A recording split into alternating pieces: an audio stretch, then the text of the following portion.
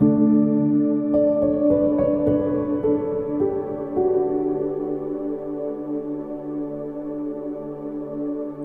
de João, capítulo de número 5, página 306 da nossa Bíblia devocional Mac Shine. Vamos ler a partir do versículo de número 1. Nós vamos ler até o versículo 9 e depois vamos ler também o verso de número 14. Vamos ler a palavra do Senhor. Depois disto, havia uma festa entre os judeus e Jesus subiu a Jerusalém. Ora, em Jerusalém, próximo à porta das ovelhas, um tanque, chamado em hebreu Betesda, o qual tem 5 alpendres. Nestes jazia grande multidão de enfermos, cegos, mancos e ressecados, esperando o movimento da água. Porquanto um anjo descia em certo tempo ao tanque e agitava a água, e o primeiro que ali descia depois do movimento da água, sarava de qualquer enfermidade que tivesse. E estava ali um homem que havia 38 anos se achava enfermo. E Jesus, vendo este deitado e sabendo que estava neste estado havia muito tempo, disse-lhe: queres ficar são? O enfermo respondeu: Senhor, não tenho homem algum que quando a água é agitada me ponha no tanque, mas enquanto eu vou, desce outro antes de mim. E Jesus lhe disse: levanta-te, toma o teu leito e anda. Logo aquele homem ficou são e tomou o seu leito e andava. E aquele dia era sábado. Agora o verso 14. Depois Jesus encontrou-o no templo e disse-lhe: eis que já estás são, não peques mais, para que não te suceda alguma coisa pior. Amém? Senhor, nós te louvamos e te agradecemos pela tua palavra, que o Senhor possa falar aos nossos corações nessa noite. Nós oramos em o nome de Jesus, o teu Filho. Amém. Graças a Deus. Irmãos, nós queremos nessa noite falar sobre o seguinte tema: Jesus, o grande médico. Repetindo, Jesus, o grande médico. Esse texto nos mostra que Jesus subiu a Jerusalém a fim de participar de uma festa. O evangelista João, que escreve este evangelho, ele não especificou qual era a festa que Jesus estava indo participar. E em Jerusalém havia um lugar chamado Betesda, que ficava perto da porta das ovelhas. E neste lugar havia um tanque. Alguns até acreditam que era uma piscina para banho. Era uma fonte de água que possuía 5 alpendres ou 5 varandas. Essas varandas serviam para acolher os peregrinos e protegê-los do sol, do vento e da chuva. O nome Betesda significa casa de misericórdia. Muito importante nós entendermos o significado desta palavra. Betesda significa casa de misericórdia. E neste lugar diz a palavra de Deus que havia uma multidão de enfermos. Não sabemos quantas pessoas estavam ali, mas era uma multidão. Talvez possamos imaginar, algo em torno aí de 2.000 pessoas, 3.000 pessoas, não sabemos, mas era uma multidão de enfermos, e eles estão aqui descritos no texto como cegos, coxos e paralíticos. E esta multidão de doentes esperava ser curada pelas águas do tanque de Betesda, do tanque da misericórdia. Alguns eruditos bíblicos acreditam que havia uma crença popular em torno daquele tanque. E eles criam então que aquelas águas daquele tanque eram águas terapêuticas, eram águas que podiam sarar algum tipo de enfermidade. Por conta disso, então, no verso 4, nós temos aqui essa explicação de que uma vez por ano descia um anjo e agitava a água. E o primeiro doente que descia e tocava nessas águas era curado de qualquer enfermidade. Então, conforme eu falei, alguns estudiosos acreditam que essa era a crença dos judeus, essa era a crença daquela multidão de doentes. Eles estavam ali e acreditavam que um anjo descia em certo tempo, agitava a água e o primeiro que tocasse seria curado. Esta crença dos judeus em relação ao tanque de Betesda fez do lugar um centro de peregrinação de doentes na esperança de cura. Imagine se nós soubéssemos, nós no sentido geral, né? Soubéssemos, olha, tem uma água milagrosa ali numa gruta. Certamente se faria uma grande procissão até aquele lugar. Alguns de repente chegariam ali até de joelhos, né, para serem curados por águas milagrosas, águas poderosas. Quem não quer ser curado? Então aquele lugar havia se tornado um centro de peregrinação de doentes da esperança de cura. Esses doentes, então, eles criam em uma tradição, criam em uma crença popular. Era algo místico, ligado à superstição do povo. Um tanque com águas milagrosas. Meus irmãos, esse texto nos lembra que a nossa fé e a nossa esperança jamais podem estar firmadas em uma coisa ou em um objeto. A nossa fé é algo precioso demais para nós colocarmos em um objeto ou então uma coisa. A nossa fé, ela está firmada na pessoa de Jesus Cristo. Ela não pode estar firmada numa água poderosa, num óleo poderoso, mesmo se esse óleo vier de Israel. Nossa fé não pode estar firmada num tanque, coisas dessa natureza, jamais. Nossa fé e nossa esperança estão na pessoa bendita de Jesus Cristo, o Filho de Deus.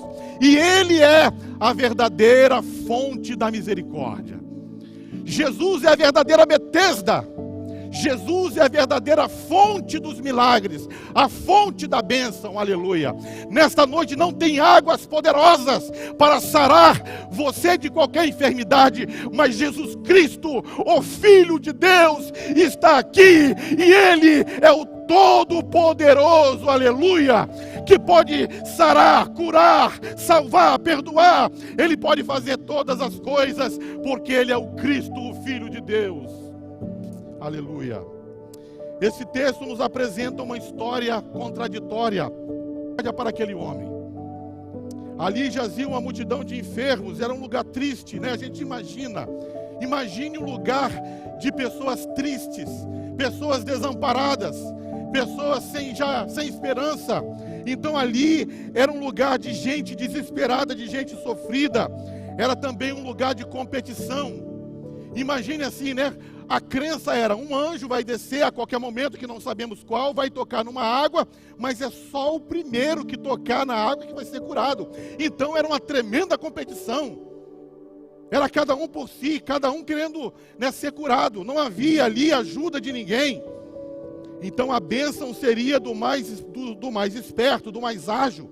Até poderíamos dizer, né, do mais egoísta, daquele que tivesse uma estratégia mais egoísta. Olha, quando eu vir aquela água agitada, eu vou pular primeiro do que todo mundo.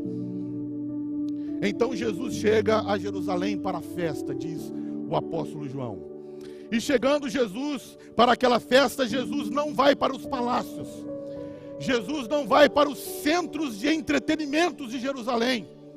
Jesus não procura ali aquelas pessoas que eram importantes, sacerdotes, autoridades, nada disso. Jesus vai diretamente para o tanque de Betesda.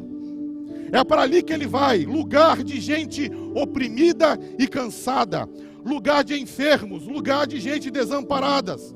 Isto fala da compaixão do nosso Salvador e da sua infinita graça. Em Lucas 19:10 diz assim: porque o Filho do Homem veio buscar e salvar o que se havia perdido. Então Jesus, chegando em Jerusalém, ele vai diretamente para aquele tanque de Betesda. E dentre toda aquela multidão, Jesus viu aquele homem deitado junto à fonte há 38 anos.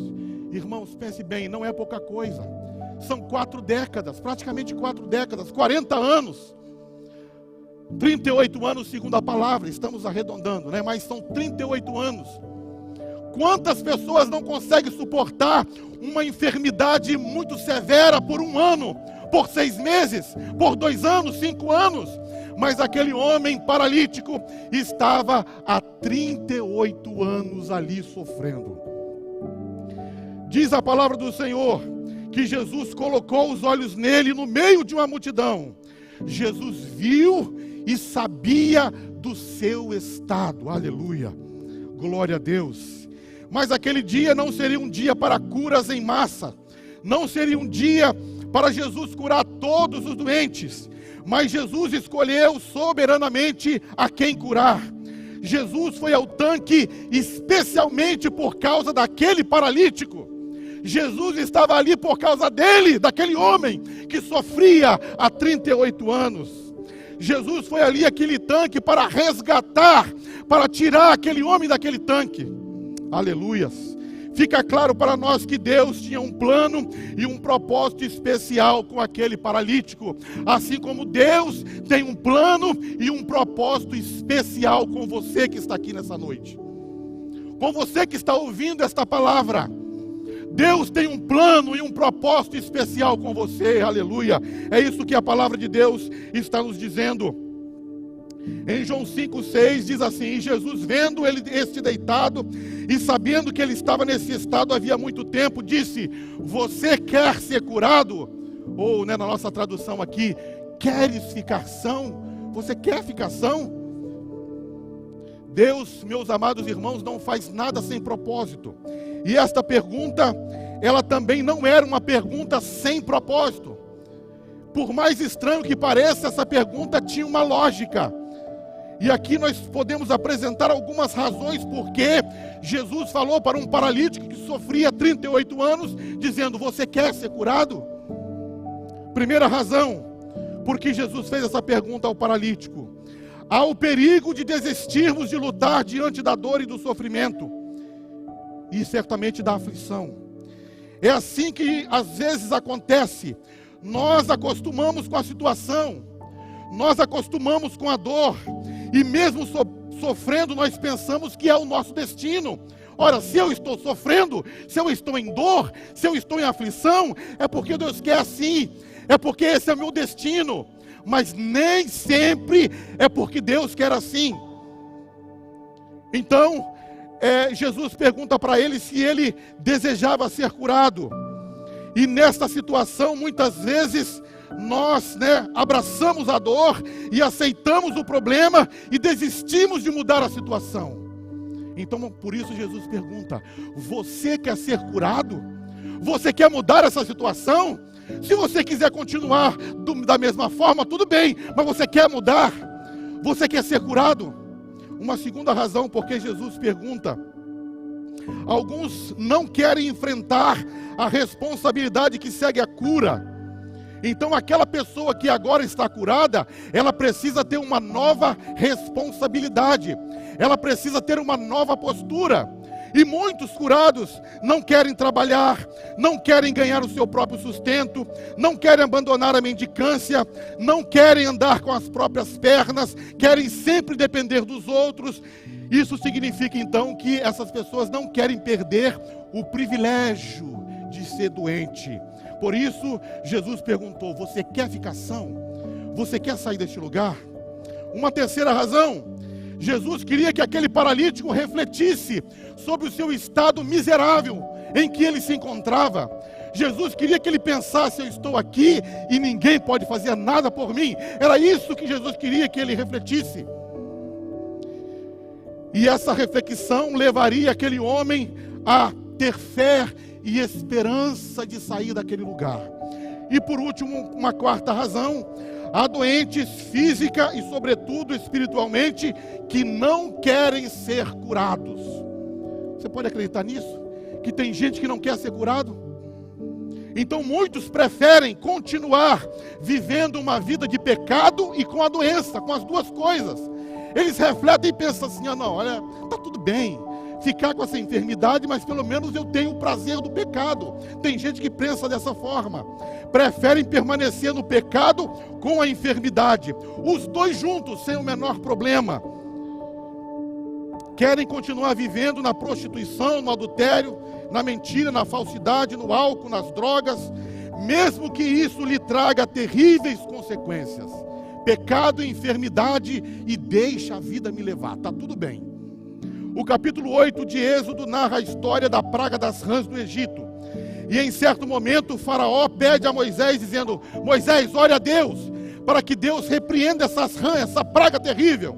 E Moisés fala para faraó: quando que você quer ser curado? Quando que você quer que eu ore? E faraó responde para Moisés dizendo o seguinte: amanhã você ora. Amanhã você intercede a Deus para que Ele retire a praga das rãs. Então o faraó podia ficar mais um dia com aquelas rãs. Ele podia passar mais uma noite com aquelas pragas. É por isso que Jesus pergunta ao paralítico: você quer ser curado? Você quer ficar são? A resposta do paralítico no verso 7 diz assim: Senhor, não tenho homem algum que quando a água é agitada me coloque no tanque, mas enquanto eu vou, desce outro antes de mim. Aqui nós vemos três coisas que revelam essa palavra do paralítico. A primeira coisa: depois de esperar por 38 anos, ele já não tinha esperança. A resposta dele revela isso. Depois de esperar por tanto tempo, ele já não tinha muita esperança, ou não tinha nenhuma esperança de sair daquele tanque. A segunda coisa: não tinha ninguém que o ajudasse. Aquele homem estava sem a ajuda de vizinhos, de parentes, de amigos. Todos o haviam abandonado. Sua resposta foi: não tenho ninguém que me ajude quando as águas são agitadas. Todos me abandonaram, esqueceram de mim. Eu estou aqui completamente esquecido nesse tanque. Mas não estava, porque o Filho de Deus estava ali. Aleluia. A terceira coisa que revela a resposta do paralítico é a total incapacidade de cura. O paralítico precisava de uma ajuda que não vinha de ninguém. Mas pense bem, mesmo se ele tivesse a ajuda de alguém, e mesmo que ele fosse o primeiro a tocar nas águas, quando ele tocasse nas águas, ele teria uma enorme frustração, porque aquilo era uma superstição, era uma crendice, ninguém podia fazer nada por ele. Então a palavra do paralítico revela a falta de esperança, o abandono e a total incapacidade de ser curado. Então Jesus, naquele momento, dá 3 ordens ao paralítico.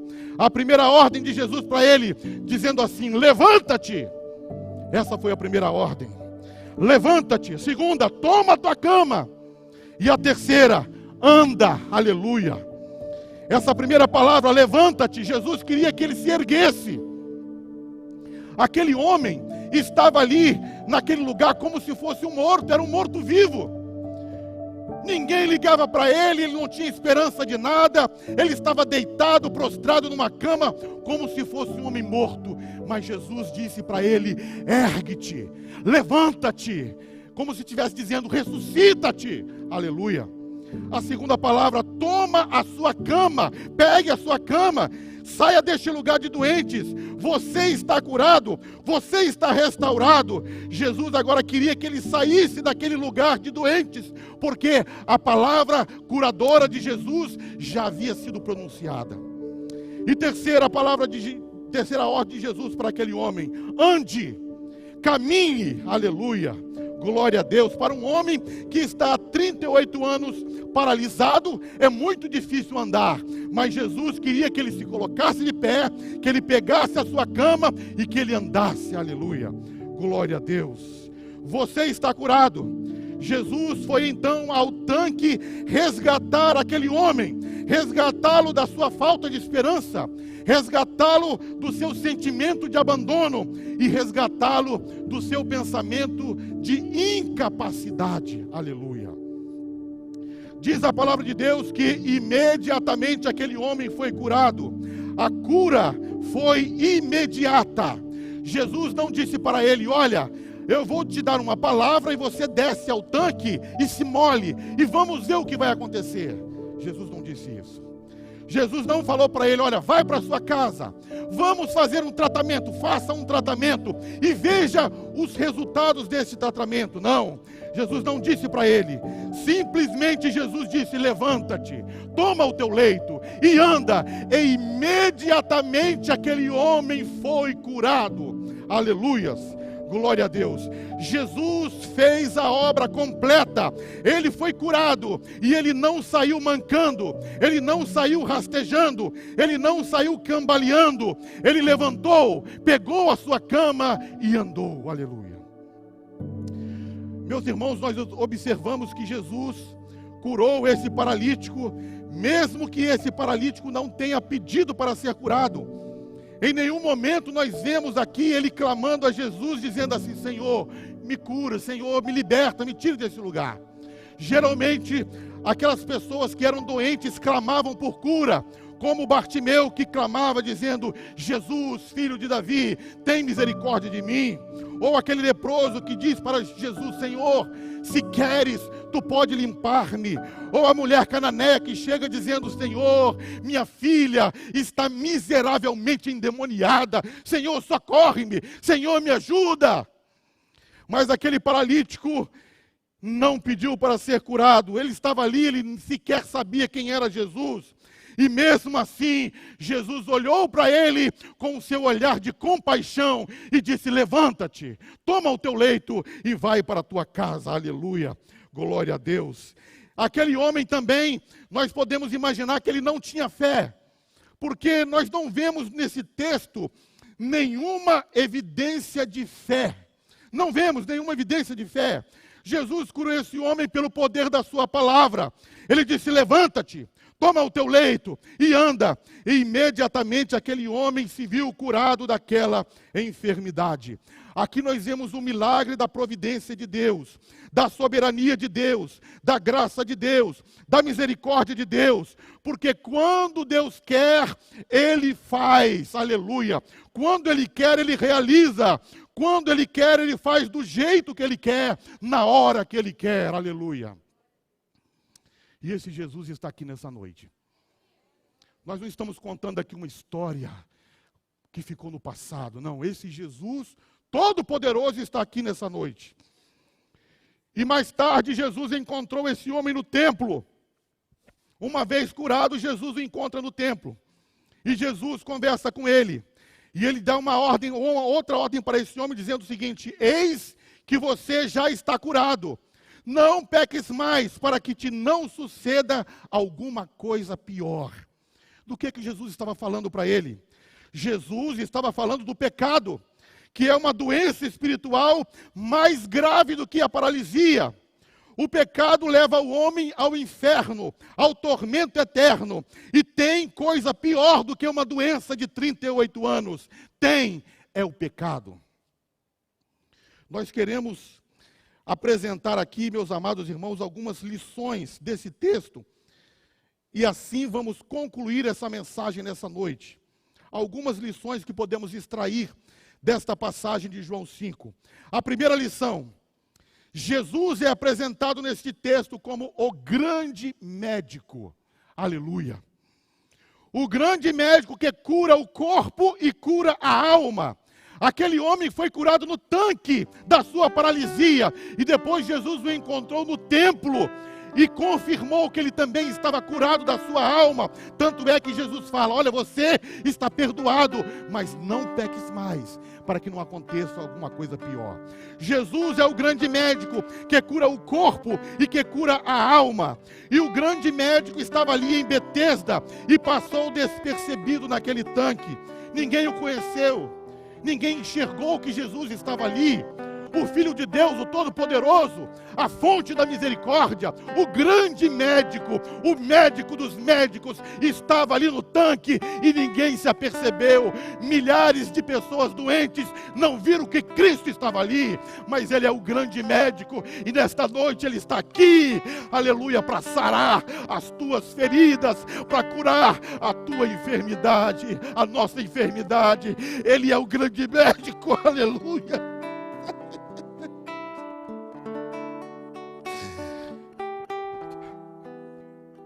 Aleluias. escuridão total havia naquele lugar. Aquele lugar representa a falsa religião. Aquele lugar representa o misticismo. Isso é escuridão, é trevas. Mas a glória de Deus, aleluia, foi revelada em Jesus. E Jesus foi ali naquele tanque resgatar aquele homem. Jesus soube que ele estava ali há muito tempo. Jesus é o grande médico. E ele também nos viu. Nós estamos aqui hoje porque Jesus nos viu. Jesus viu você. E ele sabia do seu estado. Por isso é que ele fez uma obra na sua vida. Ele te resgatou, aleluia. Nós estamos falando aqui, eu creio que a maioria aqui já foi resgatada por ele. Aleluia. O grande médico te resgatou, aleluia. O grande médico nos resgatou. Uma outra lição que aprendemos aqui nesse texto. Jesus vê e sabe o que você está passando. Assim como ele viu o paralítico no meio da multidão. E olha que havia milhares de paralíticos. Jesus viu aquele homem no meio da multidão. E o texto não fala que Jesus os viu, mas fala que Jesus ouviu. Jesus viu aquele homem. Assim como Jesus viu você. E Jesus sabia o que estava acontecendo com ele. Assim como Jesus sabe o que está acontecendo com você. Aleluia. Glória a Deus. Ele te vê nessa noite. Ele sabe tudo o que passa com você. Ele sabe há quanto tempo você está sofrendo. Ele sabe do que você precisa. Ele sabe há quanto tempo as coisas estão indo para você de mal a pior. E nessa noite ele trata pessoalmente com você. Ele trata pessoalmente com cada um de nós. Aleluia.